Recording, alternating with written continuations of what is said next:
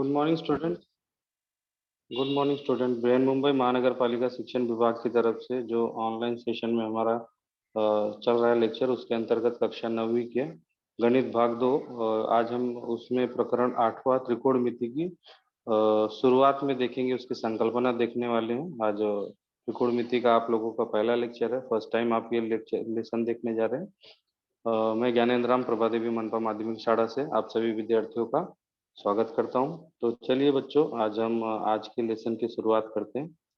अ, सबसे पहले कि पुराने समय में आप देख सकते हो कि अब तो बहुत सारी आधुनिक मशीनें आ गई, लेकिन अगर किसी बहुत ही ऐसा कोई पेड़, ऊंचा सा पेड़ है, तो उसकी ऊंचाई ज्ञात करने के लिए हमको या तो उस पेड़ पर चढ़ना होगा, या तो वो पेड़ को काट कर नीचे लाना होगा। ये एक बार तो इस पे आप संभव है, इस पे किसी तरीके से इसकी ऊंचाई ज्ञात कर सकते हो। उतनी बड़ी टेक्नोलॉजी तब के समय में विकसित नहीं थी।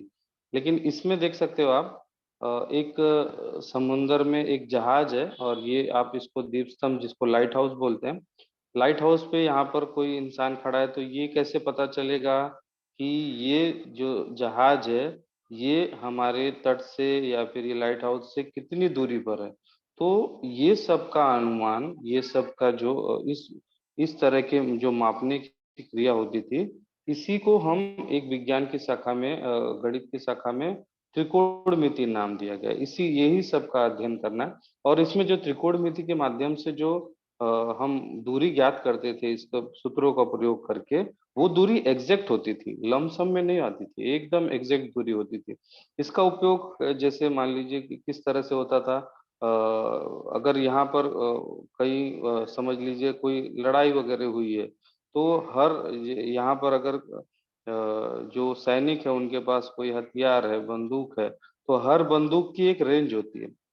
मान लीजिए वो बंदूक की रेंज कुछ ऐसा नहीं कि आप हवा में उसको फायर करेंगे तो लास्ट तक टकराएगा नहीं, तब वहां तक जाएगा। सब में एक रेंज होती है, उसके बाद वो अपने आप गोली नीचे गिर जाएगी। तो कैसे पता चलेगा कि हमारे पास जो गन है, और ये जो समुंदर में जो जहाज है, अगर दुश्मन का जहाज है, तो वो हमारे बंदूक के रेंज में आया है कि नहीं आया है, क्योंकि समुंदर में उतर के तो वो कोई मापने जाएगा नहीं। तो इसका उपयोग ये सब ज्ञात करने के लिए त्रिकोणमिति के सिद्धांतों का उपयोग किया जाता था।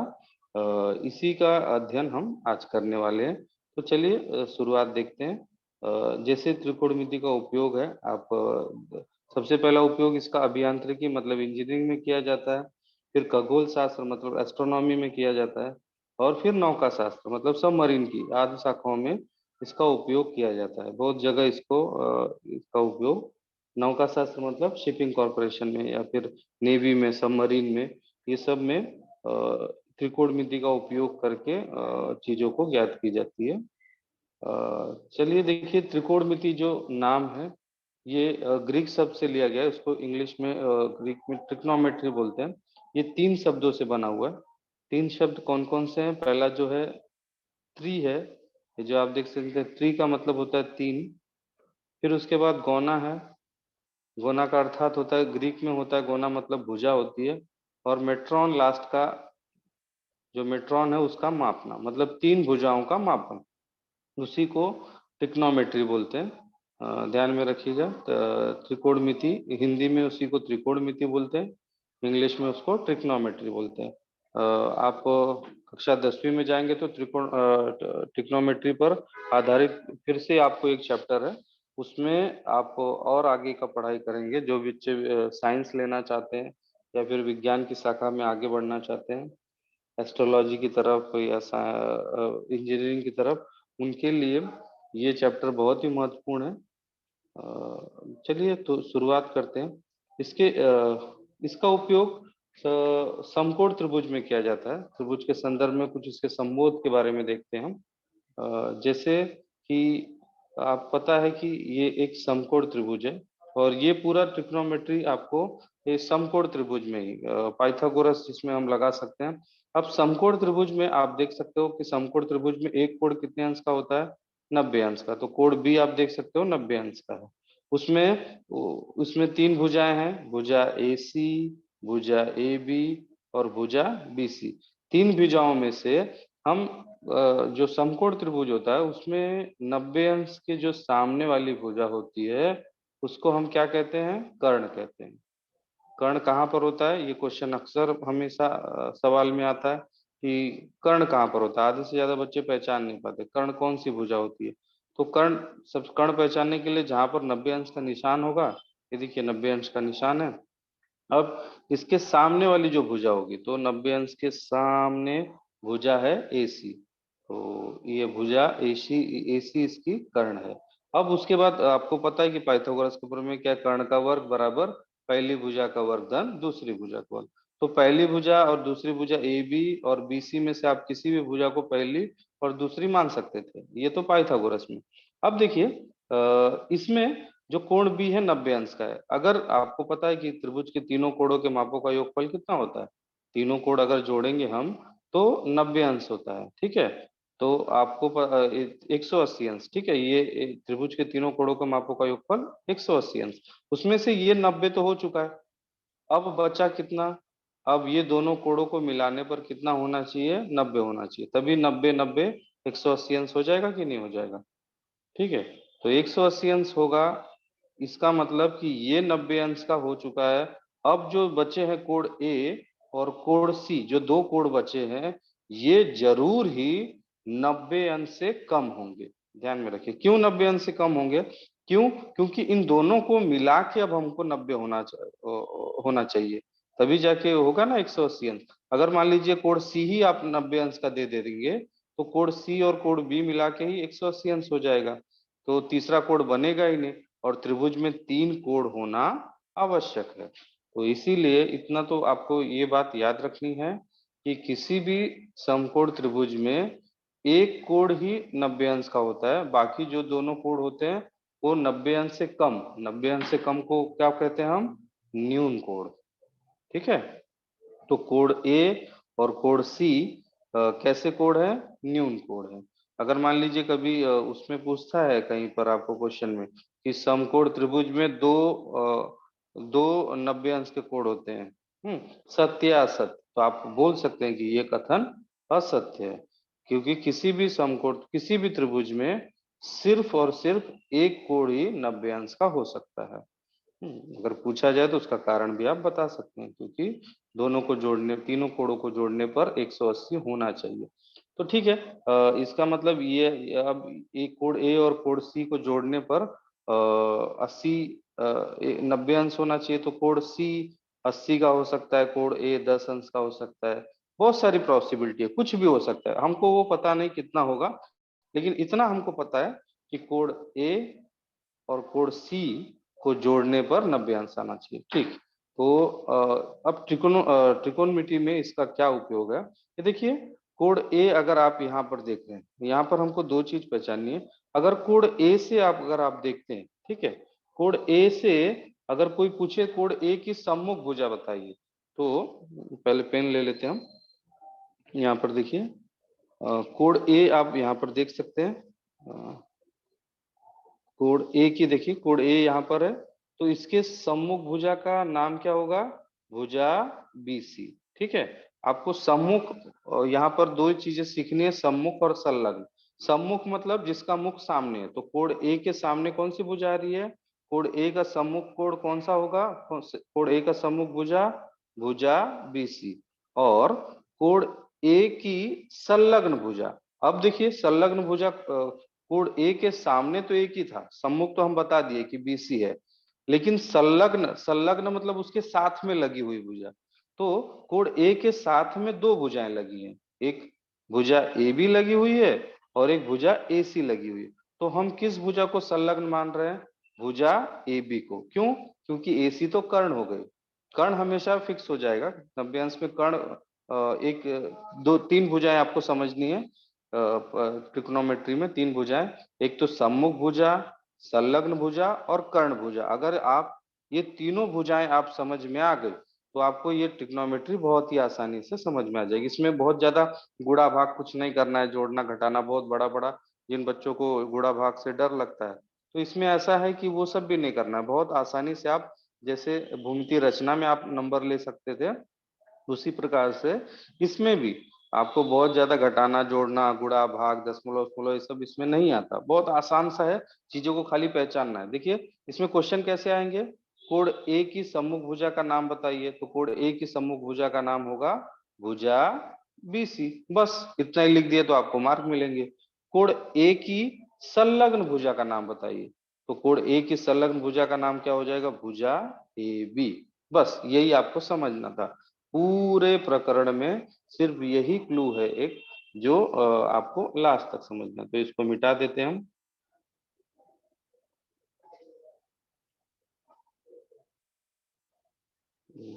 ठीक है, वापस ले लेते हैं इसको और मिटा देते हैं।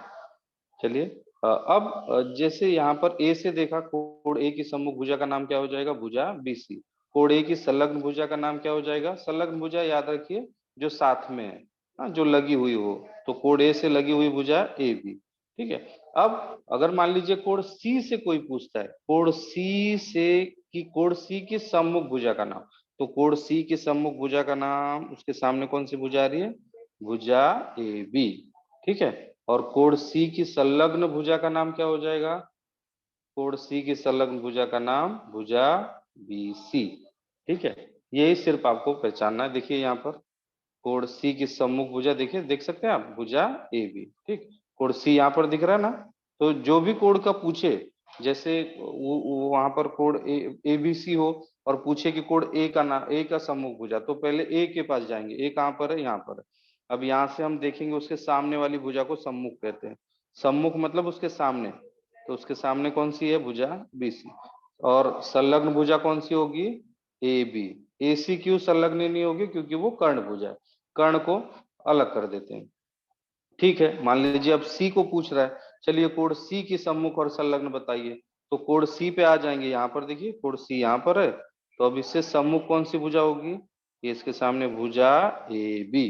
तो कोण सी की सम्मुख भुजा का नाम भुजा ए बी है। और कोण सी की संलग्न भुजा का नाम बताइए, कोण सी की संलग्न भुजा का नाम भुजा बी सी।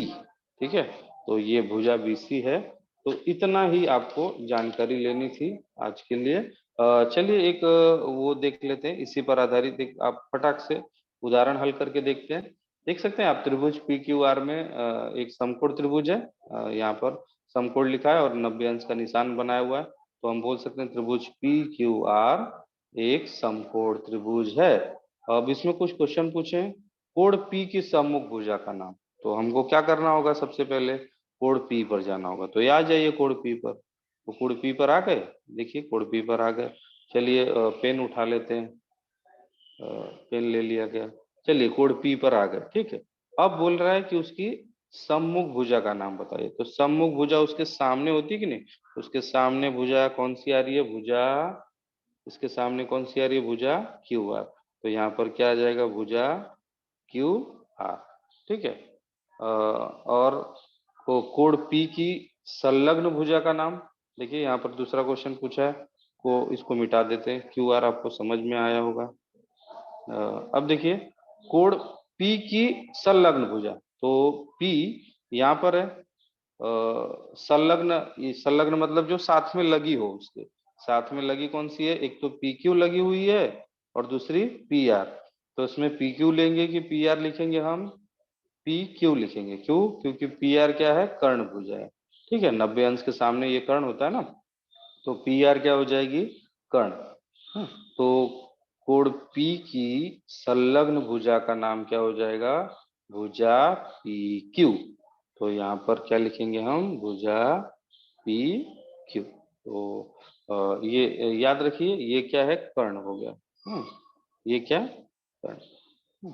पी आर जो है वो कर्ण भुजा हो गई। तो आप लोगों ने पी का बता दिया, चलिए आर का भी इसी तरीके से करते हैं। तो अ, कोण आर की सम्मुख भुजा, तो पहले सबसे पहले हम कोण आर पर जाते हैं। तो कोण आर कहाँ पर है, देखिए पी क्यू आर में कोण आर यहाँ पर दिख रहा है। ठीक है, तो आर पर आ गए हम। अब आर से यहाँ पर आर पे सम्मुख भुजा का नाम, तो इसके सम्मुख भुजा कौन सी हो जाएगी, इसके सम्मुख मतलब सामने वाली भुजा, उसके सामने कौन सी भुजा आ रही है, भुजा पी क्यू। तो यहाँ पर लिख देंगे हम भुजा पी क्यू, सम्मुख भुजा का नाम हो गया भुजा पी क्यू। अब पूछ रहा है दूसरा क्या, कोण आर की संलग्न भुजा का नाम बताइए। तो चलिए वापस आर पर चलते हैं, आर पर आ गए।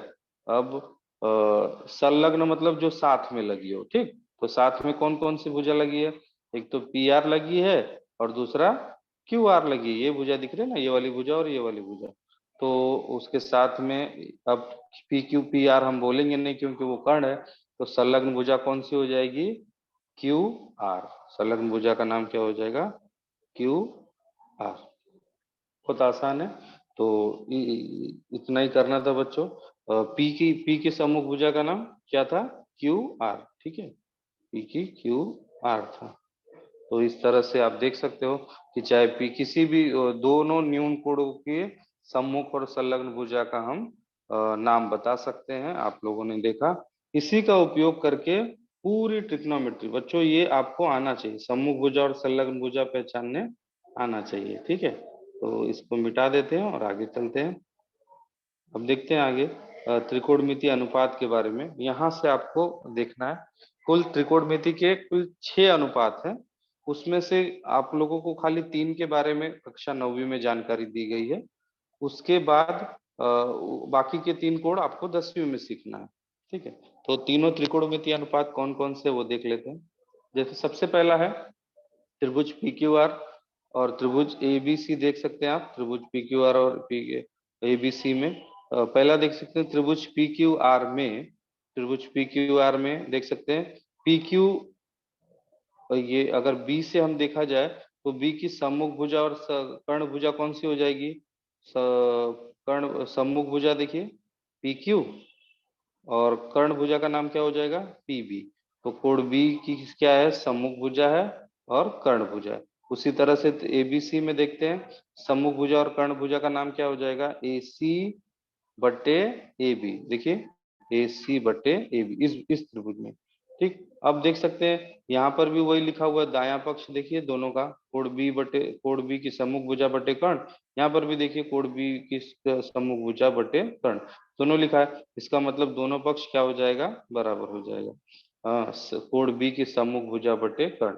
तो इसी इसी अनुपात को, इसी को हम बोलते हैं साइन। ये जो 6 त्रिकोणमितीय अनुपात ज्ञात करने हैं उसमें से सबसे पहला आपका है साइन, और उसको शॉर्ट में संक्षेप में साइन लिखते हैं। अब आगे बी, कोड बी का अगर ज्ञात करें तो बी लिखेंगे, कोड सी का ज्ञात करें तो सी लिखेंगे, डी का ज्ञात करें तो जो भी कोड का नाम होगा वो लिख देंगे। लेकिन उसको बोलते क्या है, साइन। हाँ, और उसको लिखते क्या है, एस आई एन, साइन, सिर्फ इतना। उसका पूरा नाम एस आई एन ही, साइन ही है। हाँ, लेकिन उसको शॉर्ट में एस आई एन आगे के हमेशा याद रखें। तो साइन बराबर क्या हो गया, सिर्फ आपको ये याद रखना है, साइन बराबर सम्मुख भुजा बटे कर्ण। हम्म, किसी भी, जैसे कोई पूछे साइन बी का मान ज्ञात कीजिए, तो बी पर हम चले जाएंगे, कोड बी पर चले जाएंगे। बी पर सम्मुख भुजा का नाम क्या है, पी क्यू, और कर्ण का नाम क्या है, पी बी। तो सम्मुख भुजा बटे कर्ण, ये याद रखिए। साइन का अनुपात क्या होता है, सम्मुख भुजा बटे कर्ण। हाँ, तो ये रहा, ये पहला त्रिकोणमितीय अनुपात है, साइन। ठीक है, अब दूसरा देखते हैं। दूसरा आप देख सकते हो यहाँ पर त्रिभुज पी क्यू आर में और त्रिभुज एबीसी, फिर से उसमें अब संलग्न भुजा और सम्मुख भुजा देख लेते हैं। कोण बी की सम्मुख भुजा कौन सी है, पी क्यू, और संलग्न भुजा कौन सी है, बी क्यू। उसी तरह से यहाँ पर सम्मुख भुजा को, यहाँ अगर बी से हम देखेंगे तो सम्मुख भुजा का नाम क्या आएगा, ए सी, और कर्ण संलग्न भुजा का नाम क्या आएगा, बी सी। ठीक है, तो अगर हम सम्मुख बटे संलग्न लेते हैं, ये देखिए यहाँ पर संलग्न भुजा का नाम और कर्ण, यहाँ पर देख सकते हो कि कोण बी की संलग्न भुजा, यहाँ पे बी है, इसकी संलग्न भुजा का नाम क्या है, P Q, P B Q दिख रहा है, और कर्ण। हाँ, तो बी क्यू बटे कर्ण। उसी तरह से यहाँ पर भी इस कोण में भी देख सकते हैं, कोण बी की संलग्न भुजा का नाम क्या है, बी सी, और कर्ण भुजा का नाम क्या है, ए बी। है, ए बी। तो अगर ये देखिए कोण बी की सम्मुख भुजा बटे कर्ण, यहाँ पे भी कोण बी की संलग्न भुजा बटे कर्ण, दोनों बराबर आ रहा है ना। इसका मतलब ये होगा कि बी क्यू बटे पी बी बराबर बी सी बटे ए बी, इसी के बराबर आएगा। हाँ, तो उसी को हम लिख देते हैं कोण बी की संलग्न भुजा बटे कर्ण। और कोण संलग्न भुजा बटे कर्ण, ये दूसरा त्रिकोणमितीय अनुपात है, उसको हम कोसाइन बोलते हैं। कोसाइन, ठीक है, कोसाइन। और उसको शॉर्ट में कॉस बोलते हैं। अब कॉस के आगे बी लगाए तो कॉस बी बोलेंगे, सी लगाए तो सी बोले, कॉस सी बोलेंगे। लेकिन अभी आपने दूसरा त्रिकोणमितीय अनुपात देखा, जिसको हम किस नाम से जानते हैं, कॉस के नाम से, ठीक है। उसका पूरा नाम कोसाइन है। कोसाइन की जरूरत नहीं है, आप इतना नहीं बोलना है, सिर्फ आपको आगे से क्या याद रखना है, कॉस। तो कॉस बराबर क्या होता है, अगर ये सब भी आपको समझ में नहीं आया तो सिर्फ इतना समझना है कि कॉस बराबर होता है संलग्न भुजा बटे कर्ण, ठीक है। जैसे साइन बराबर क्या था, साइन बराबर सूत्र क्या था, सम्मुख भुजा बटे कर्ण। और कॉस बराबर सूत्र क्या आया है, संलग्न भुजा बटे कर्ण। हाँ, तो ये दूसरा त्रिकोणमितीय अनुपात, ठीक है। अभी तक आप लोगों ने दो त्रिकोणमितीय अनुपात पढ़ा, कौन सा, पहला साइन वाला, साइन बराबर क्या होता है, सम्मुख भुजा बटे कर्ण भुजा। और दूसरा हम लोगों ने क्या पढ़ा, दूसरा कॉस का, कॉस बराबर क्या होता है, संलग्न भुजा बटे कर्ण। बस इतना ध्यान में रखिए, इसका उपयोग जब आप करेंगे ना तो बहुत आसान लगेगा, इतना भी कुछ नहीं है। सिर्फ समझने के लिए, पहली बार आपने इन वर्डों का, इन शब्दों का नाम सुना है तो थोड़ा सा हो सकता है, लेकिन बहुत आसान है, कुछ नहीं करना है। हाँ, सिर्फ अगर आगे की सवाल देखेंगे तो आपको समझेगा। चलिए तीसरा देख लेते हैं हम, तीसरा और आखिरी त्रिकोणमितीय अनुपात। वापस वही त्रिभुज दिख रहा है आप लोग को, दोनों त्रिभुज पी बी क्यू और त्रिभुज ए बी सी। इसमें तीसरा अनुपात है, अगर उसकी सम्मुख और संलग्न का अनुपात निकालते हैं तो सम्मुख का नाम क्या है, पी क्यू, बटे संलग्न का क्या नाम होगा, बी क्यू, पी क्यू बटे बी क्यू। उसी प्रकार से इस यहाँ पे क्या हो जाएगा, ए सी बटे बी सी। तो ए सी बटे बी सी, यही ना, कोण बी की सम्मुख भुजा बटे संलग्न भुजा। तो ये इसी को तीसरा त्रिकोणमितीय अनुपात हमको मिलता है, इसको टैंजेंट बोलते हैं। हाँ, तीसरे त्रिकोणमितीय अनुपात को क्या बोलते हैं, टैंजेंट, ठीक है। टैंजेंट को शॉर्ट में टैन लिखते हैं, TAN, टैन। अब बी सी डी ये सब नहीं, वो जिसका नाम पूछा हो, कभी कभी वहां पर अल्फा बीटा गामा ये सब कोडों के नाम लिखे हैं ग्रीक अक्षर में, कोडों के नाम है, अल्फा बीटा गामा थीटा ये सब होते हैं, कोडों के नाम दिए रहते हैं, ठीक है। जैसे अब हर एक की इकाई है, उसी तरह से कोडों के नाम के लिए भी ये ग्रीक शब्दों का उपयोग किया जाता है। तो आगे यहाँ पर अभी आगे यहाँ पर देख सकते हैं बी है, तो टैन बी बोल सकते हैं। अगर सी का निकालना होता तो टैन सी यहाँ पर लिखते हैं। लेकिन आपको याद क्या रखना है कि टैन बराबर क्या होता है अनुपात, टैन बराबर होता है सम्मुख भुजा बटे संलग्न भुजा। तो बच्चों आपको सिर्फ ये तीन त्रिकोणमितीय अनुपात याद रखने हैं, पहला साइन का, दूसरा कॉस का, और तीसरा टैन का। आपको कक्षा 9वीं के लिए खाली ये तीन ही त्रिकोणमितीय अनुपात की जानकारी या रखनी है।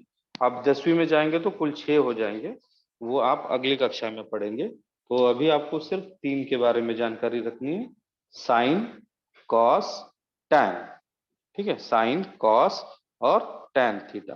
तो साइन बराबर क्या होता है आपको पता है, साइन बराबर, अभी सूत्र आपको हमेशा याद रखना है ये, साइन बराबर सम्मुख भुजा बटे कर्ण भुजा, ठीक है। कॉस बराबर क्या होता है, संलग्न भुजा बटे कर्ण भुजा। और टैन बराबर क्या होता है, सम्मुख भुजा बटे संलग्न भुजा। हाँ, तो और आपको सम्मुख भुजा संलग्न भुजा तो क्लियर हो चुका है, आप किसी भी कोण की किसी भी समकोण त्रिभुज में न्यून कोण की सम्मुख भुजा और संलग्न भुजा आप बता सकते हैं। तो खाली अगर आपको ये त्रिकोणमितीय अनुपात में किसके अनुपात में होता है, अगर आपको ये पता होगा तो आसानी हो जाएगी। एक बार जो हम लोगों ने देखा उसको फिर से देख लेते हैं, देखिए साइन का अनुपात क्या होता है, कोण की सम्मुख भुजा बटे कर्ण, ठीक। कॉस का क्या होता है, कोण की संलग्न भुजा बटे कर्ण, ठीक है। और टैन बराबर क्या होता है, कोण की सम्मुख भुजा बटे संलग्न भुजा, ठीक। तो अगर इसी इन्हीं सबको याद रख के, अगर मान लीजिए कोई एक समकोण त्रिभुज है, हाँ, जैसे ये समकोण त्रिभुज, इसको बना लेते हैं हम, इसको मिटा के फिर से बनाते हैं। हम्म, और यहाँ पर ये समझ लीजिए 90 अंश का है, इसका नाम दे देते हैं PQR। और अगर कोई पूछे कि साइन आर, ठीक है। साइन आर, साइन आर का अनुपात ज्ञात कीजिए। तो साइन आर बोल रहा है, तो साइन आर बराबर पहले सूत्र लिख देंगे, साइन आर बराबर आर की कोण आर की सम्मुख भुजा बटे कर्ण भुजा। तो हम जाएंगे कोण आर पर, ठीक, कोण आर पर यहाँ पर आ गए। और कोण आर की सम्मुख भुजा का नाम क्या हो जाएगा, कोण आर की सम्मुख भुजा पी क्यू। तो पी क्यू, ठीक है, बटे इसकी क्या लिखा है, कर्ण। कर्ण क्या है भाई, कर्ण का नाम क्या है, पी आर, 90 अंश के सामने होता है ना, पी आर। ठीक है, बस आपको इतना लिखना है। ये आपकी 8.1 की सवालें हैं बच्चों।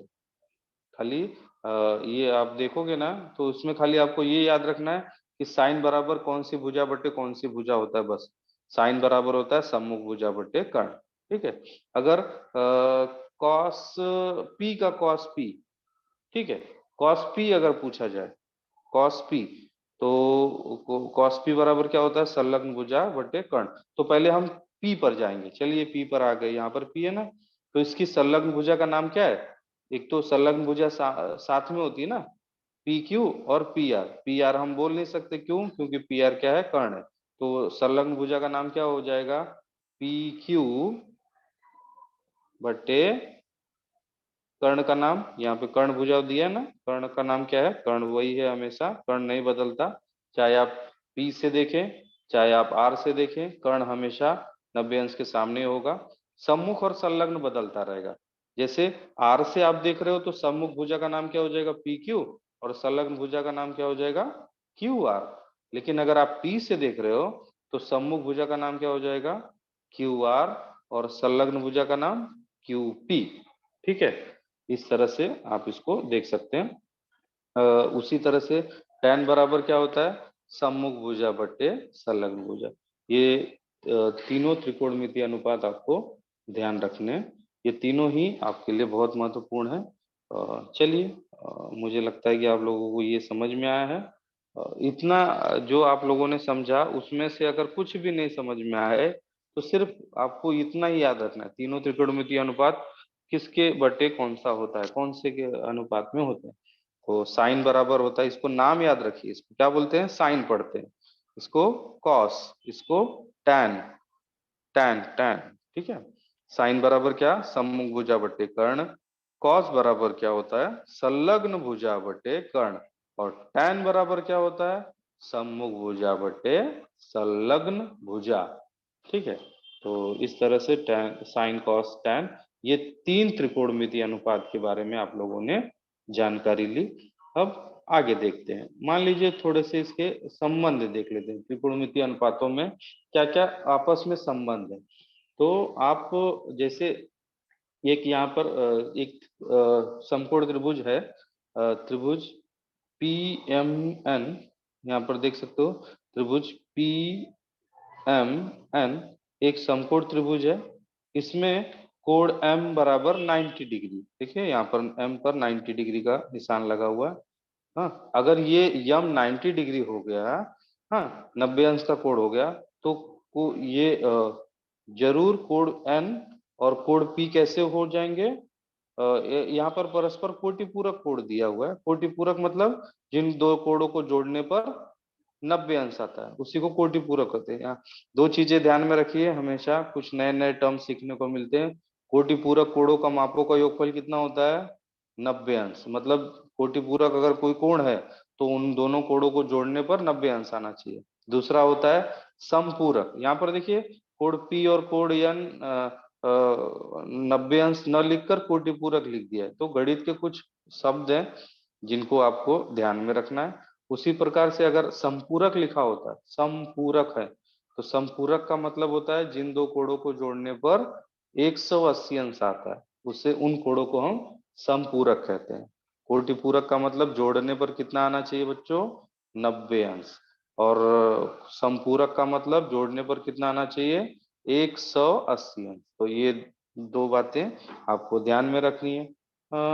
अगर कोण यन, ये देखिए ये चीज आपको सिर्फ समझना है, कोण यन अगर थीटा दिया है, कोण यन का माप अगर थीटा दिया है, तो ये 90 हो गया, ये थीटा हो गया। तो ये कोण पी का माप 90 माइनस थीटा कैसे हो सकता है। चलो इसको एक उदाहरण से देखते हैं तो आपको समझेगा। मान लीजिए त्रिभुज, ये कोई त्रिभुज है, इसका ए बी सी ऐसे नाम देते हैं, सी पर 90 अंश है।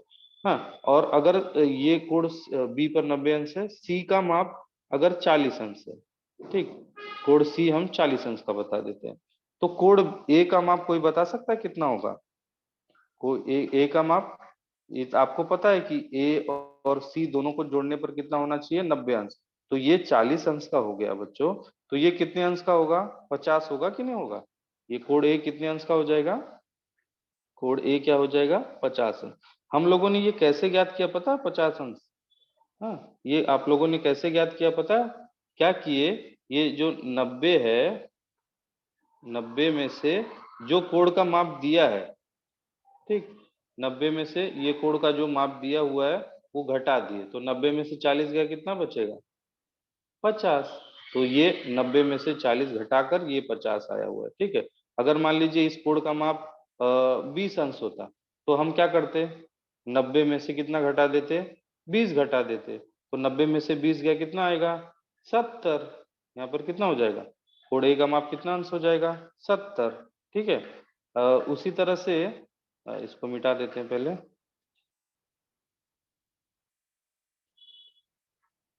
चलिए इसको मिटा दिए। अब अ, अगर मान लीजिए कोण सी का माप जो है, इसको इरेज कर देते हैं। ठीक, यहाँ से इसको हटा लेते हैं। मान लीजिए कोण सी का माप अगर बी 40 50 अगर ये होता 45 अंश का। हाँ, तो अगर ये 45 अंश का होता, तो कोण ए का माप कितना हो जाता? क्या करते हम?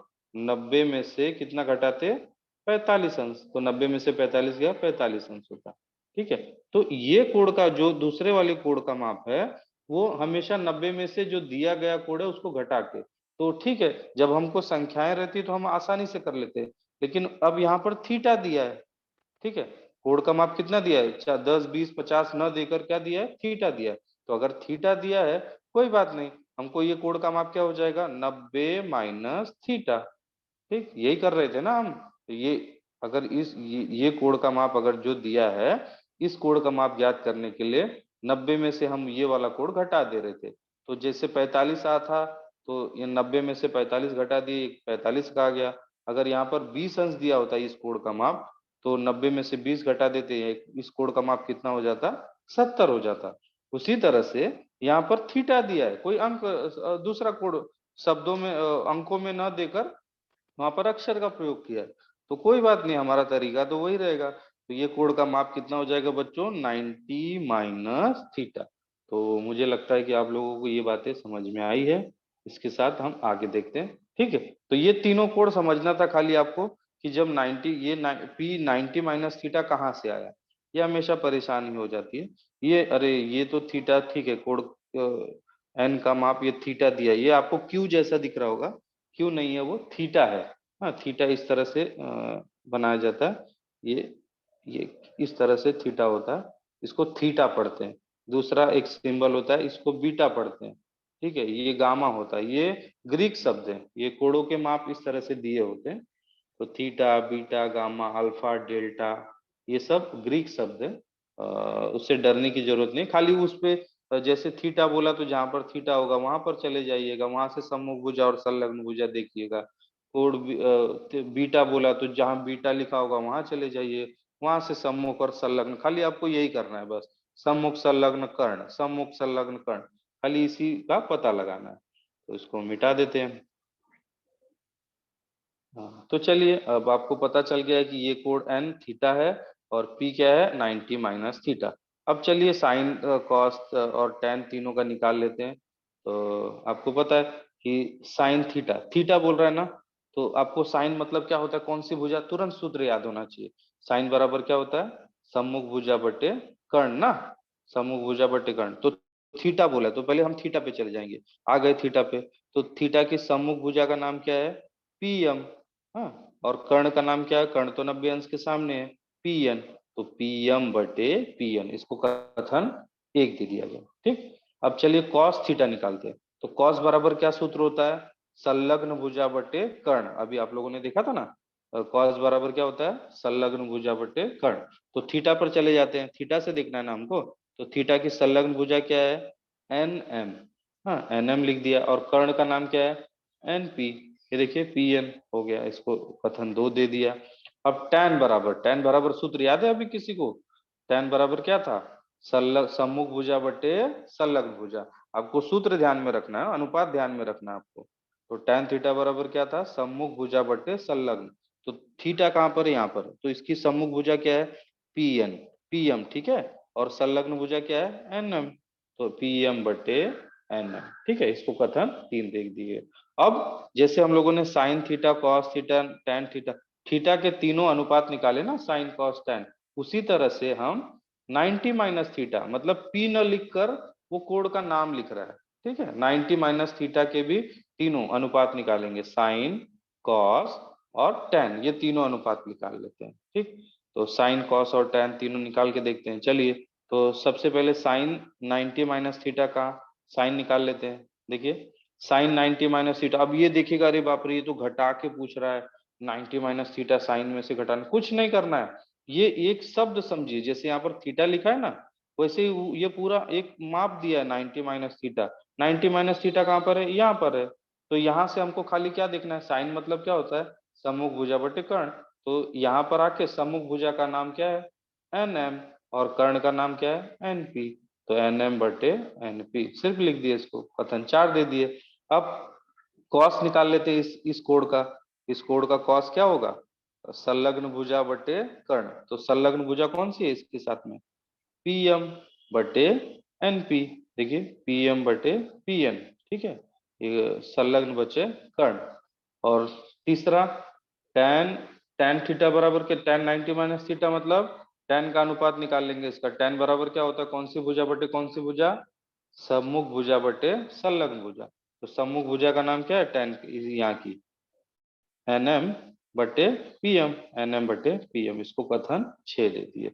तो कथन 1 2 3 4 5 6 की अगर आप तुलना करोगे, ध्यान से देखोगे, तो देखिए 1 और 5 देख सकते हैं, sine 90 minus theta, sine theta PM बटे पीएन आ रहा है, और यहाँ पर देखिए पीएम बटे पीएन कॉस 90 माइनस थीटा भी आ रहा है कि नहीं आ रहा है, देखिए पीएम बटे पीएन, ये भी पीएम बटे पीएन, इसका मतलब होता है साइन थीटा और कॉस 90 माइनस थीटा बराबर होता है। यहाँ पर आपको एक और सूत्र मिल गया कि साइन थीटा बराबर कॉस 90 माइनस थीटा, आप यहाँ पर प्रूफ देख सकते हो कि ये जो अनुपात आया है वही अनुपात यहाँ पर भी है, ठीक है। उसी तरह से कॉस थीटा का क्या है, एन एम बटे पी एन, और देखिए एन एम बटे पी एन ये भी है कि नहीं, तो cos थीटा बराबर होगा साइन 90 माइनस थीटा के, ये भी अनुपात ध्यान में रखिएगा, हाँ, साइन थीटा किसके बराबर होता है, cos 90 माइनस थीटा के, और cos थीटा किसके बराबर होता है, साइन 90 माइनस थीटा के, आप देख सकते हो यहाँ पर, हाँ। तो जो हम लोगों ने अभी बोला उसको लिख के देखते हैं, वापस देख लेते हैं, ये देखिए जो हम लोगों ने 6 त्रिकोणमितीय अनुपात निकाल के रखे थे, इसकी तुलना करने पर पहले हमको क्या देखने को आया कि साइन थीटा और कॉस 90 माइनस थीटा दोनों बराबर है, ठीक, ये दोनों बराबर है, साइन थीटा और कॉस 90 माइनस थीटा बराबर है। उसी प्रकार से कॉस थीटा और साइन 90 माइनस थीटा, ये देखिए कॉस थीटा और साइन 90 माइनस थीटा भी बराबर है, आपको दिख रहा होगा कहाँ पे बराबर है, अरे ये भी एन एम बटे पी एन है, ये भी एन एम बटे पी एन है, इसलिए हम बोल रहे हैं कि वो बराबर है। तो ये दोनों एक सूत्र है बेटा, ये इसको आपको ध्यान में रखना है, और इसी की और आगे चलते हैं, इसी भी समझ लेते हैं, और देख लेते हैं इसी को, फिर से हम लोगों ने 6 त्रिकोणमितीय अनुपात लिख दिया, इसमें अभी साइन, ये तो मिल गया कि साइन कॉस 90 माइनस थीटा के बराबर है, और cos theta sine 90 minus theta के बराबर है, लेकिन टैन का टैन में करके देखते हैं, टैन थीटा गुड़े टैन 90 माइनस थीटा करके देखते हैं क्या आता है, ठीक है, चलिए। तो टैन थीटा गुड़े टैन 90 माइनस थीटा, तो टैन थीटा क्या है, पी एम बटे एन एम, तो पी एम बटे एन एम लिख दिया, और टैन 90 माइनस थीटा क्या है, एन एम बटे पी एम, तो एन एम बटे पी एम लिख दिया। अब यहाँ पर आप देख सकते हो कि पीएम से पीएम कट जाएगा, एनएम से एनएम कट जाएगा, जब सब कट गया तो सबका माली एक। हाँ, तो tan थीटा गुणे tan 90 माइनस थीटा क्या आ जाएगा बच्चों? एक। ठीक है, ये भी आपको एक सूत्र मिल गया। जैसे पीछे हम लोगों ने देखा था, हाँ, कि साइन थीटा बराबर क्या होता है? कॉस 90 माइनस थीटा, और कॉस थीटा बराबर क्या होता है? Sine 90 minus theta. उसी प्रकार से tan थीटा गुणे tan 90 माइनस थीटा बराबर क्या होता है? एक होता है। हम्म, ये भी एक आपको सूत्र में है। उसी प्रकार से एक और आखिरी देख लेते हैं। इसी प्रकार से देख लीजिए, साइन और कॉस को बटे में कर लेते हैं। तो साइन थीटा, हाँ, बटे कॉस थीटा। तो ये देखिए, साइन थीटा क्या है? पी एम बटे पी एन लिख लेते हैं।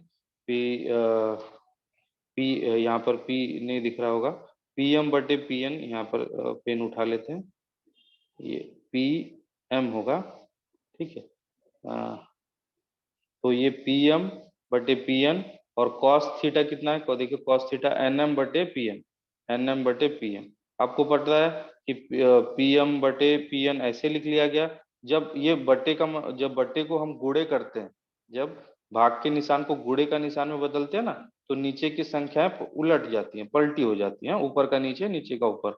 हाँ, तो क्या हो जाएगा? पी एन बटे एन एम हो जाएगा। देखो, हमने क्या किया, इसको ये भाग की जगह, ये जो भाग का निशान था ना, उसकी जगह गुड़े लगा दिया। तो गुड़े लगाने के बाद जो आगे का बट्टे होता है ना, नीचे का, वो उल्टा लिख देने का, उसको क्या करते हैं? पी एन बटे एन एम कर देंगे। देखिए, पी एन बटे एन एम कर दिए। अब पी एन से पी एन कट गया। हाँ, तो बचा क्या? पी एम बटे एन एम। देखिए, पी एम बटे एन एम, और पी एम बटे एन एम क्या है? देखिए, पी एम बटे एन एम क्या है? tan थीटा का मान है। ठीक है, तो पी एम बटे एन एम की जगह हम क्या लिख सकते हैं? tan theta. तो ये भी आपको एक सूत्र है, साइन थीटा बटे कॉस थीटा बराबर tan थीटा। ये यहाँ पर आपने इसका प्रूफ देखा है। ये आपको खाली सूत्र याद रखना है। आपको ये सूत्र याद रखना है। यहाँ पर आपने प्रूफ देखा कि हाँ, सच में होता है। ये सवाल इस तरह से नहीं आएंगे आपको। ये सूत्र जो है, एक एक कभी कभी एक नंबर के लिए आता है। देखिए, जैसे आया tan theta into tan 90 minus theta बराबर केबीसी, जो ऑप्शन के साथ है, विकल्प के साथ आते हैं, तो चार विकल्प रहेंगे, उसमें से आपको क्या लिखना होगा? एक। तो आपको एक नंबर मिल जाएगा। साइन थीटा बटे कॉस थीटा, इसका सूत्र आएगा, बहुत सारा रहेगा, उसमें से आप क्या लिख देंगे? tan theta.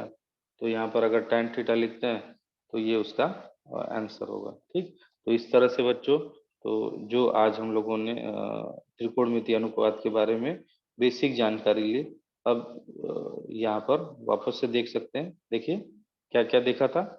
Cos theta 90 minus cos 90 minus theta किसके बराबर होता है? साइन थीटा के।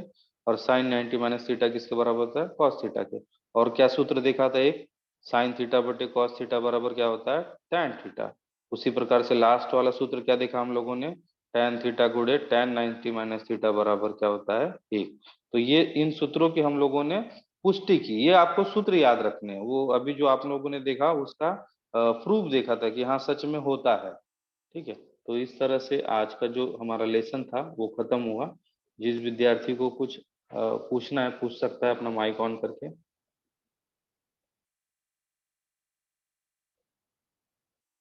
जिन विद्यार्थियों को कोई डाउट हो, माइक ऑन करके पूछ सकते हैं।